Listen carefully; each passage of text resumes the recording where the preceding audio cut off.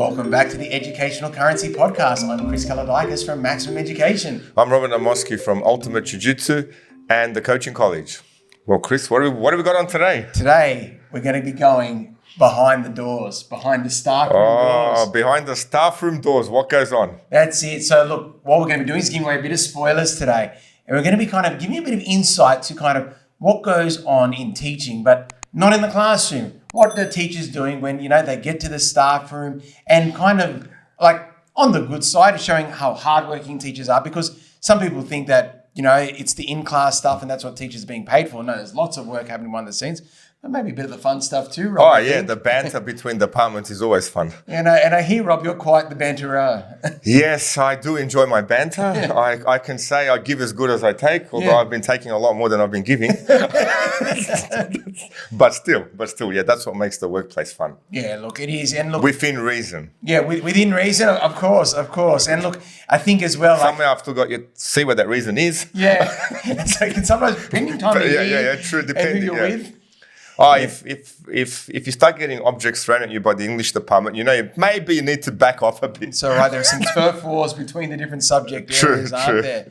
That's it. And look, I think one thing as well to make clear with teachers too, like you're hanging around with young people all day, and it's funny because I dabbled in wrestling at one point, and and it's kind of like you're performing to an audience.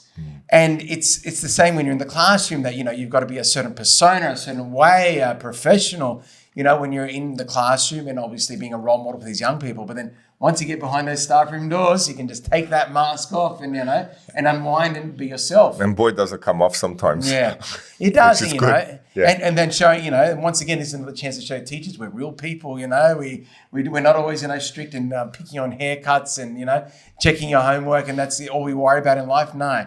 Once we get behind those doors, I think, we see a lot of camaraderie, that we're in it together. All right, that's honestly, when you've got a workplace, you need that camaraderie. Yeah. It kind of makes you want to, you're part of a team, you're supported by your team, you've got your head teacher that's the leader of your group. Yeah. And you understand that they've got pressure from their higher management and you're all working together as one team. Yeah. And it's really good when all the dynamics just fit. And I've been fortunate at both schools where that's been the case. Yeah. And you're a great example of it too, Rob. As well, I believe in the work hard, play hard ethic, that, you work extremely hard and there are certain points of year that we work super hard, when assessments are getting marked and marks need to be in for reporting and, especially when we've got year 12 classes and preparing for the HSC. But then it's very important too as a teacher to unwind, and we've touched in previous podcasts to how important that is for well-being in our industry as well. We're human creatures. Yeah. So we have to socialize. Yeah.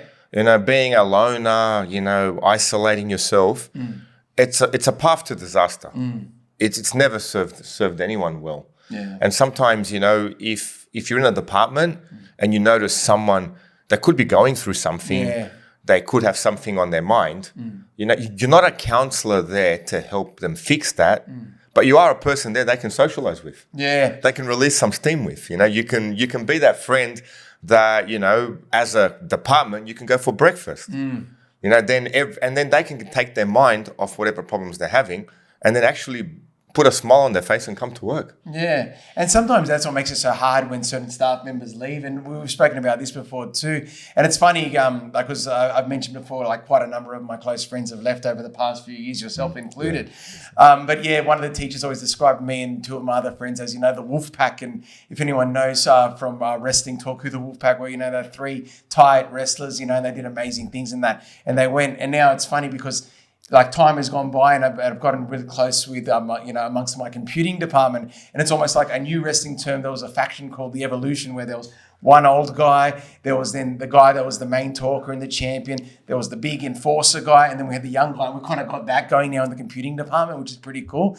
And it's good to have, certain codes and jokes, and reputations happening, because it just makes that day a bit easier, and all of us, just having that joking around with you. And I know you've got one at your school too, mate, we have recreated the Godfather in the maths department.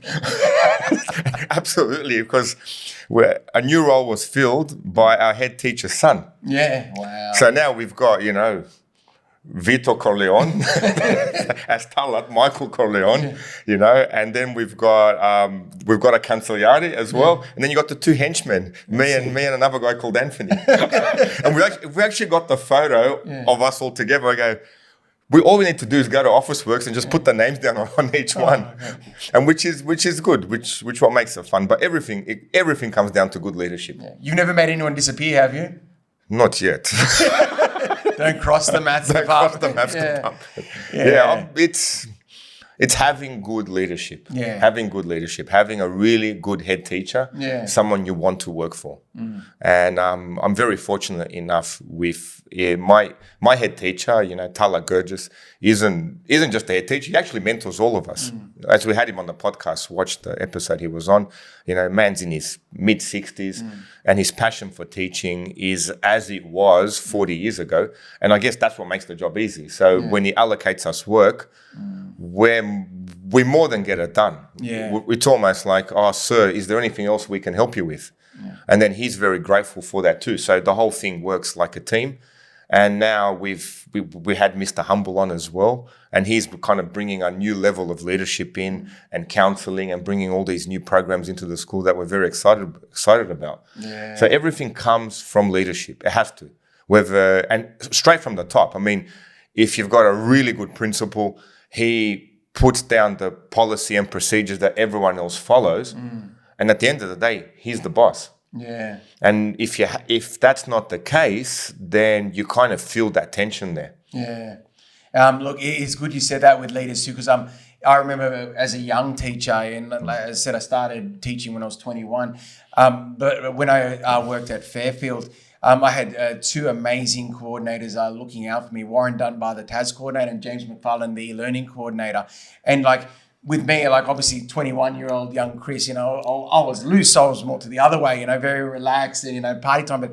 But they showed me that, you obviously, you can have your fun, and they always made sure they check in on me and look after me too. But they're great role models they were very hard workers, they were very hard working in many capacities of the school, like leading a department, leading ICT. And then I love seeing that they were both so focused on checking in on their staff. So they're just very mentoring to me too and guiding me. And I think part of it too, giving me small projects to do. So nothing that was too outlandish, but giving me projects Chris, how about you work on this? And give me an opportunity to shine and have pride in my work as well. So the leaders are giving me opportunity and and helping me socially, Chris, you just got to calm down a bit in that area and do something that nice in this area and things will work out. And I've had many good leaders after, especially as I've worked, in my current school too. But those two stand out because they were my first two really good mentors. And just, there was a clear, this is how you behave socially at school. This is how you almost become a parent, that they become your parents. Yeah, they did. They really did look after me. So big shout out to them.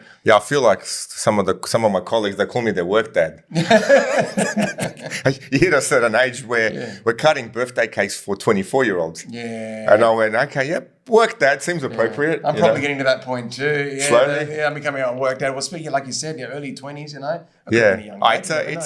It's a good thing. And as teachers, it comes naturally. Yeah. I remember when I worked at Camaraderie, I had a young teacher. Actually, she was on as well, Yeah. And she'd ask me questions, etc. And I felt like she was just another student. Yeah. Because of the age gap difference, you're answering questions for her. You're handing over notes to help her out. And it's no different to teaching my Extension 2 class. Yeah, exactly. And you're guiding them and you're creating these new amazing teachers. And I think that's the thing we really want to hammer home first, that, a lot of work firstly happens behind the closed doors.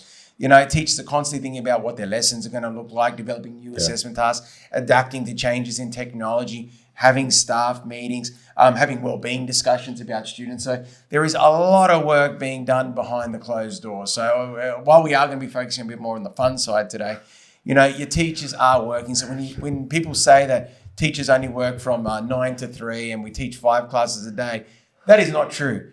Okay, because we're taking work home. It's not just behind the staffroom doors; it goes home with us. There is a lot happening, and I even see that because we live so close to my kids' primary school. I know there's days that those teachers are back with staff meetings until 5 o'clock afterwards. Teachers all across the board are working incredibly hard. But after you work hard comes the banter. Yeah, the banter and the play hard. So, definitely. So, what's been your favorite banter? So, Look, I don't know. Like, I'm the guy that probably cops it more than gives it more. Like people seem to like picking on me. Okay, it seems to come very easily. So look, yeah, with that, TAS department can be quite full on to me, and that's once again at across schools, at my previous school and at my current school. They usually give me jokes, and in TAS, there's like a line in the sand. They call it. TAS has a hard side and a soft side. Hard side's your woodwork, the tough guys and all that. The soft side's computing. And I'm not sure if it's the same in schools with textiles as well. It's a bit like maths and English. Yeah, a bit like that. Maths is the hard side. Yeah. And English, you have your soft side. But at least they're separate departments. There comes some Banter. Yeah. But that's it. But we are supposed to be the same department. But no, I cop grief from them all the time. Don't worry about that. Yeah. But it's funny because it kind of makes a bit of competitiveness to it too. And, I would say the computing side is doing very well. And with you, definitely. Now, Banter's always good. I always, especially if you've got someone your age. Yeah. And say you become friends with. Yeah. And you definitely banter along. Yeah. And I remember doing that banter with the same kids in class where I would teach them. Yeah. And then Nick, who we had on the show, he'd teach them for English. Yeah. And then all of a sudden, I'd say something that was more capitalistic. Nick would say something that was more, socialism. Yeah. And then we'd kind of banter each other through the kids. Yeah. And they love it, don't they? Oh, the kids. They love it. They fuel it on. They love being on the joke. But the kids don't realize they were actually good friends. Yeah, of course. But it makes the workplace fun. But you got to keep it. You got to keep it within the workplace. Yeah. Especially when it comes bantering with kids. But with staff, I've had a lot of fun. Yeah, I imagine so. Yeah.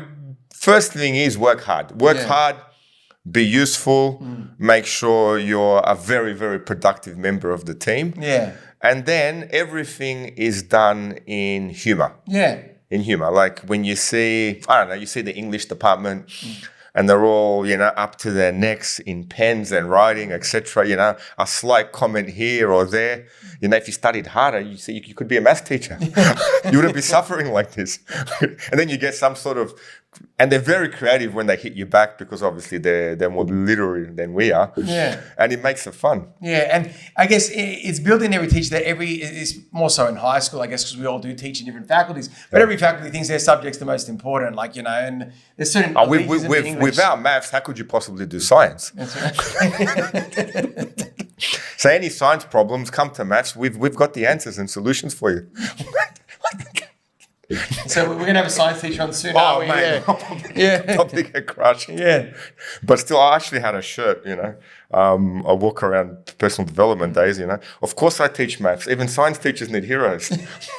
Oh, God. I got it. If we bring Christian Zilic in, I'm sure he'll be able to roast me. That's it. You've been called out now. Christian, come on, Christian. We're going to get you on the show, my friend.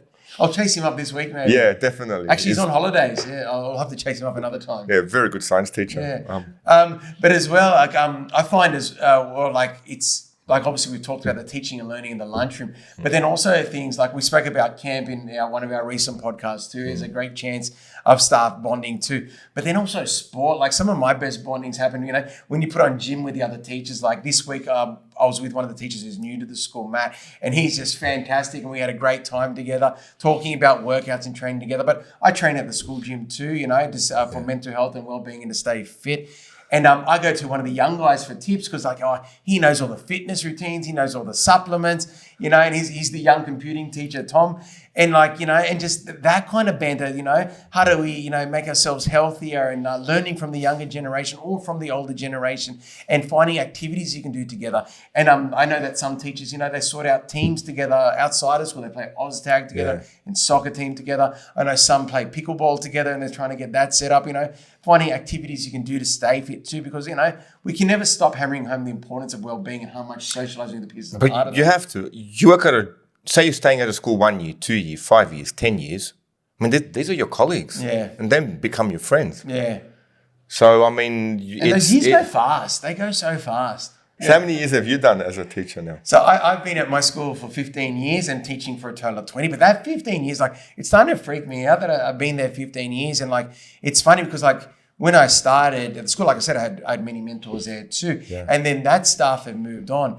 And it's kind of hitting me now that I've been at the school as long as those people that I remember being there forever, because those people were there when I was a student. And so it's getting crazy that I've been there 15 years. And like I said, you've got your core group of friends, and I'm very happy that they've all moved on to other places. And it's funny because I remember the table when I had my first start meeting for vet, and other than 2 people who are both in leadership positions at the school, the rest of the staff have all gone to other schools. It's a natural progression. It's a natural progression. I'm happy for all of them, obviously, and that they are all going so good with their careers too. But it also shows how the socialization changes. Back then, I was the young guy, fun guy, party guy. I'm not a fun guy anymore. Yeah, you are.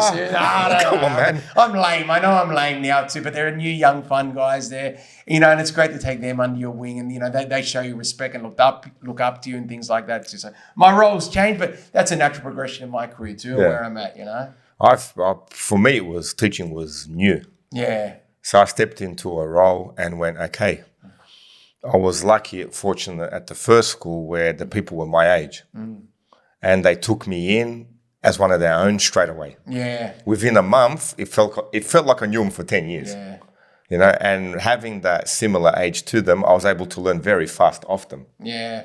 And that worked really well in my favor because the Banter was Generation X. Yeah. So everyone's Generation X, and we were able to just bond with them very quickly. And I'm glad to say, I'm still friends with them to this day. Yeah. And then stepping into St. Mary's and St. Mina's, and I went, okay, this is a different dynamics. Yeah. Straight away, my first intake here was, okay, let me do this properly. So, okay, first of all, let me get this job down right first. Yeah. Let me make an impact teaching these kids, and then I'll see what's going on with the staff. Because it was very different going from a bigger, Catholic school into a small independent school. Whereas we just had our maths department, whereas here it's just one department. Yeah. You can easily say you're interacting with PE as much as you're interacting with science, with history, with everyone. So that was new, and actually it was quite exciting. Oh, it sounds very nice. Yeah, too. it was quite exciting. Going, okay, well, there's a phenomenal, business studies teacher. Everyone seems to be flocking to her classes. What's she doing? And then I was, like I mentioned before, I was very fortunate to be working with Talat, so to be able to see the way he does things and gets things done, so I can actually progress further in my teachings. And then, of course, comes the Banter. Yeah, that's right. The reward. Oh, yeah, the Banter came after, when people get comfortable with you. Yeah. They get to know you, and then they know your humor's coming from a place of humor. Yeah. And you got to have good timing. I guess age does that. One of the funniest things I did, they had an acting principal, and he was doing his speech. And as he just finished his speech, I walked into the door and just went, "Thanks for the job, mate." And I just closed the door behind, and everyone erupted into laughter. And it was just, it just comes, Yeah. It comes with age, but then some things, you get to know the person before you banter. Yeah, that's right. Yeah, don't go, all in 100 miles an hour. You want to look like a professional first, eh? Yeah, and show them that you can do your stuff. You just want to know that it comes across correctly. Yeah, that's right. Engage with different personalities, different jokes you can make with different people. Look, the staff room is a place of work. Yeah. Is a place of work. And when people are working, you're getting your job done. Yeah. And again, you're there to do a job. Yeah. And get that job done first, and then see if anyone else needs help getting their job done. So, look, I already mentioned before, that you're developing lesson plans together. Those lesson plans have to be derived from a program for each subject at each stage level. Each of those programs need to be signed off for registration, saying that you've taught them all and going through that. Older staff usually guide younger staff in what to do there. You review those programs every year. So there's just this constant cycle. And look, I'm making it sound like it is a long cycle, but obviously it's for the integrity of teaching, keeping things timely and up to date for hard work. And then you got to think of new imaginative assessment tasks. And then as technology changes, you update those technological or those assessment tasks. And that's a big thing right now. Because especially, I think English is the one suffering at the most at the moment, that so many students are looking at AI and using that to develop essays and Obviously you can guide them in how to write an essay, but then how much is their work, how much is not. So people need to be retrained on that. Some staff know things better than others. And once again, that's why staff need to work with each other there to guide each other through. And then there's also the planning of activities, whether it be in your faculty or across the school. And like your previous school where I come out is a very busy school. There's activities all the time. You got sports days, you've got carnivals, you've got camps, you've got assemblies. We're both at faith-based schools, so you've got special maths and feast days. And all these things need to be organised too. So there's just so much going on. But then once again, with those days comes the camaraderie and everyone working together to put them all together. Well, it's the hard work that builds the camaraderie. Yeah, it is. Yeah, it's if you're slackening off and you're not pulling your weight and it's done in spite or you don't want to be there, you'll eventually quit. Yeah. But the hole you leave, someone needs to fill that. Yeah. And that's where camaraderie is built, actually. Yeah, well, that's exactly what I was thinking when you said that. Yeah, on someone who's, let's say, slackened off, doesn't want the job anymore, quits, well, who's going to take up those pieces? Yeah. This is where the team comes together. Yeah, that's right. It is. And that's why it is good to be involved in so much of those extracurricular activities too. And especially the teachers that give up their time for sports and coaching. Like teachers are constantly giving up their time, for doing a whole variety of the things in schools. It's just in their nature, isn't it? Yeah, well, that's the whole, your makeup of the profession is that. Yeah. Down to your core, you naturally just do that. Yeah. It's not even takes that much of an effort. I mean, you're a teacher, you really like soccer. Yeah. It's almost like you want to take the soccer team. Well, that's right. Yeah. And you gravitate to where your passions are. Yeah, I seem to always be drawn to the weight room. Same here. Naturally. Thursday morning, 7 a.m. At the school I'm at, St. Mary's and St. Mina's, every 7 a.m. they open the weight room up for kids to train. That's good. And then I usually have my Thursday morning, 7 a.m. I walk in, then there's a bunch of kids. Okay, what are we doing now? Chin-ups, bench press. I correct the technique, etc. And it doesn't feel like it's effort. Yeah, well, I agree 100% because like this year I got a new year group to coordinate and I went straight to the sports coordinator and I go, can you please put me on the fitness with those guys for sport? Because I find that's a way for me to bond with the students. I go with them to the gym and especially year 9 when they're kind of starting that journey in fitness. Like I can guide them through that. I'm not that I'm some big shot, No, you're all right. Like I'm doing all right. We'll fix a lot coming from me. No, you're good.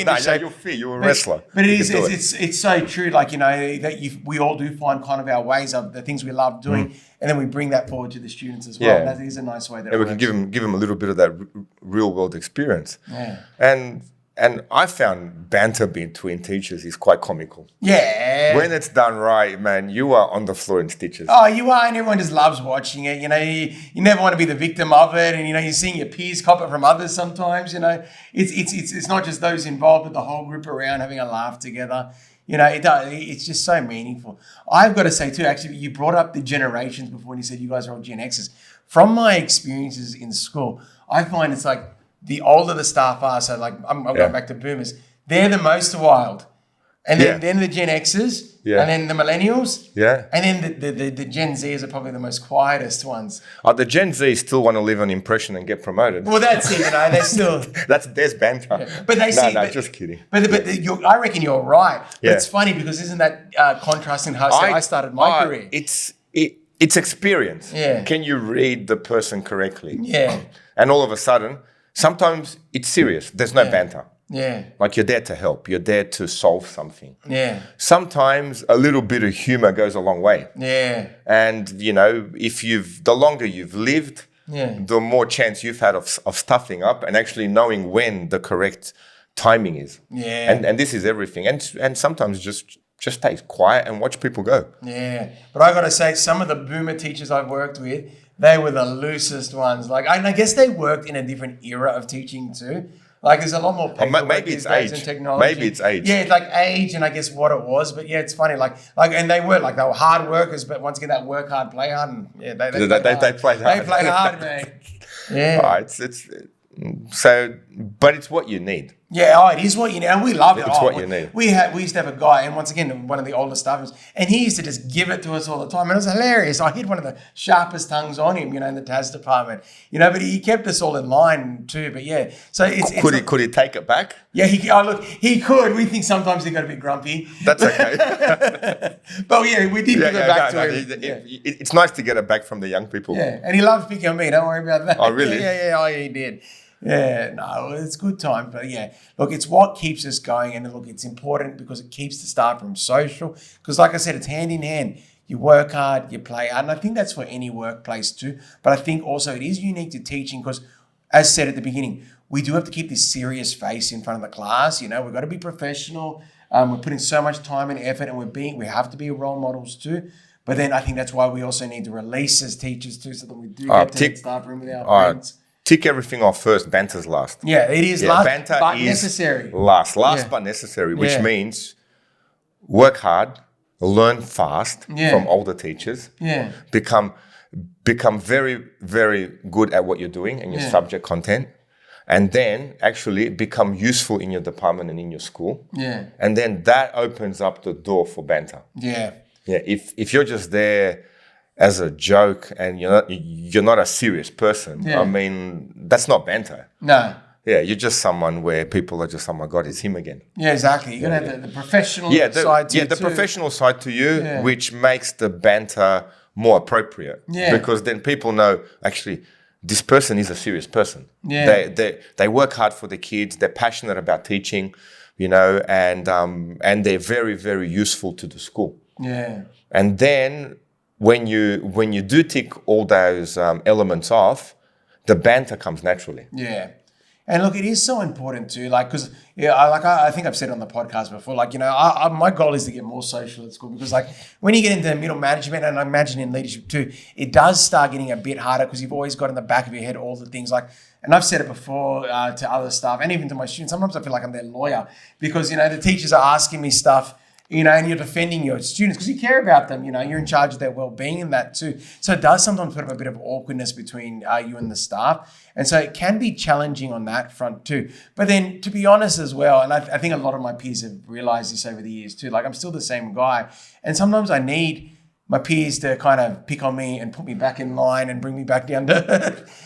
So it is so important, just to, no matter what level people are at, they still want to joke around. And Rob, you're classic for it too. You'll joke around with the principals. You have to bring them right down. I'm close to similar age. Yeah. Yeah, I wouldn't joke around with a 75-year-old principal. Yeah. Yeah, okay. It's just that respect, Yeah. But if the principal is 45, 50, 55, well, we grew up in a certain era where we understand. Yeah, true. Yeah, we understand each other because of the age. Yeah. Now, they're in a position of authority, and I completely listen to them like a soldier. Yeah. When it comes to getting things done, the principal says something, I'm the first person to do it. Yeah. But then because of that similar age, opens up the banter. Because you can relate to each other. Yeah, and especially at the previous school, I was a little bit older than the principal. Yeah. So he was a little bit weary of the older teachers, But still, you do that respect first of, okay, that's the boss. Yeah. There's certain elements that he puts in place that we all follow procedures and etc. He steers the school in the direction that it's going. But then when it comes time to relax, well, you're the same age. That's right. You can relate. And I'm sure they appreciate that too. Someone in a similar story, similar age, similar family. Yeah, because you're human at the end of the day, and it's easier to socialize with people of your same generation. Yeah. You understand each other's jokes. Yeah. And I think it's when someone's at their most stressed, sometimes it's when they need that joking around too. Because like I said, with our computing department, the older member, he's our curriculum coordinator. And I know at certain times of the year, he's just dying because, reports are due, parents are ringing, they're worried about subjects, they're worried about marks. And he needs a good joke, he needs a good outlet, And so, the higher up the hierarchy, sometimes they need that unwind as well. But, they want to maintain their professionalism, but they still need those jokes. Yeah, I would too. I've ran businesses where the pressure's on, etc. And then there's someone there your age to alleviate that. Yeah. Yeah, have a good laugh, have tells you something funny, etc. And it actually takes the pressure off. Yeah. it's more than makes it fun. It just de-stresses you. Yeah. But be careful that it does de-stress you. You got to be respectful. Yeah, that's right. To the fact that, this is a person of authority. Yeah. So you can't have your banter where it diminishes that authority. Yeah. But you can still, to a certain point, joke around. Yeah, I know, that's right. When appropriate. Yeah, when appropriate, and in appropriate areas. That's too. Sometimes you got to be careful of the cross-generational. Going back to the boomers, they had no lines. They had no lines. They have no lines now because there's no one older than them. They just look down on everyone that we're all younger than. Like, you can't say that. Yeah. I'm kind of getting that a little bit myself. You're getting to that age, and nothing's off limits. There is. There's a certain part of the job where, okay, teacher hat on. Okay, it's you're almost in presentation mode. Yeah. It's almost you're a semi-actor. You are. That's what I was trying to say. It's like you're a wrestler putting the mask on. Yeah, you're a semi-actor in the classroom trying to deliver this content in a way that you assume the kids are learning it. Yeah. And then if they do, great. If they don't, you're rewriting your notes, you're presenting them again. So much and work. the cycle just goes on and on and on. Yeah. But then outside of the classroom, you can wind down and relax a little bit. That's it. And once again, showing why teaching's a very special industry, isn't it? Yeah, definitely. Because we do have that dichotomy between how we have to be in the classroom and then behind the scenes how we maintain our mental health with the support of our peers. So I think that was the purpose of today's episode. Yeah, definitely. Give that kind of insight into behind the doors. Look, it's fun in the classroom too. A good classroom as well is laughs and all that too, but obviously within professional boundaries. But behind the scenes, it's good unwinding, and it's our peers that keep us going in many cases, isn't it? Yeah, and of course, banter's less with the kids. Yeah, that's right. You know? Yeah, there's a little bit, but then you know. Sometimes you can say, okay, that was a bit too much. Yeah, clear lines, clear boundaries when you're students. There's been situations where I won't be doing that banter with the students again. Yeah, that's right. Yeah. Okay, that one slid past. Yeah. It went well, but it's never happening again. That's right. Because you self-reevaluate yourself and go, I'm the teacher here. And we're learning that too, interaction. That's part of our job as well, because we do have to socialize with young people. We've got to figure out the boundaries there too. Yeah, but you are the teacher. Yeah. You are always the teacher. You're the teacher. Just before we sign off, our producers informed us as well that one thing that we should also make clear too in this episode as well is etiquette in teaching too, and how some things do have to be kept sacred. So while we've opened the door a bit into what kind of happens behind it, there are obviously certain events, maybe like a Christmas party or annual events that happen at school. Those events aren't talked about. They're agreed. They don't get spoken about. They definitely do not get spoken about to students. They do not get spoken about on podcasts. No. And even just staff that weren't at events, they shouldn't know either what happened at those events too. So I've forgotten everything. That's right. Yeah. What reason? What reason have I forgotten everything? That's right too. So I think we've got to be clear on that too. Part of the camaraderie is too, if someone wasn't there, they don't know about what happened at that event, okay? And that builds the camaraderie too. If you want to be a part of it, you've got to go to those socials. They can actually be out there, okay? But definitely some events should not be brought to school, and never mention the students, and anyone that wasn't involved. Yeah, if you do go out with teachers, they are human. You're not there to judge. Yeah. Yeah, you are not there to judge. And you got to watch out with socials too, like our social media. Okay, pictures getting posted and all that too, One thing I actually pride myself on too, if you type in my name on social media, I look like a professional. I even asked ChatGPT, who am I? And I typed in Chris Kaladikis. Can you do that? Yeah, and it gave me a mad rap. And I'm like, wow. I'm scared. Yeah. We'll try it out. We'll try it out. Who am I? That's it. I've got probably all the martial arts and the tutoring. Yeah, I'm sure I'm going to say good stuff. And et cetera. But be appropriate with your age as well. Yeah, that's right. Yeah, I mean, I'm a 50-year-old man. And now, obviously, I'm not going to be doing stuff that 19-year-old, 20-year-old teachers are going to be doing. It looks inappropriate. Yeah. And you kind of look silly. Yeah. I don't think I could if I wanted to. Oh, it's painful. Not that I've tried, but exactly. But you know what I mean? Yeah. So, I mean, how you socialize is a reflection of yourself. Yeah. But it is fun to socialize, and it's Yeah. a very important part of any workplace. That's right. Okay. So make sure you do enjoy it. Make sure you have a good time with your peers. What goes on tour stays on tour. But I hope you've enjoyed your glimpse behind the staff room door. Thank you again. I'm Robert Namoski. And I'm Chris Kaladikis. Thank you very much, everyone. Enjoy your banter. Easy. Man, you've got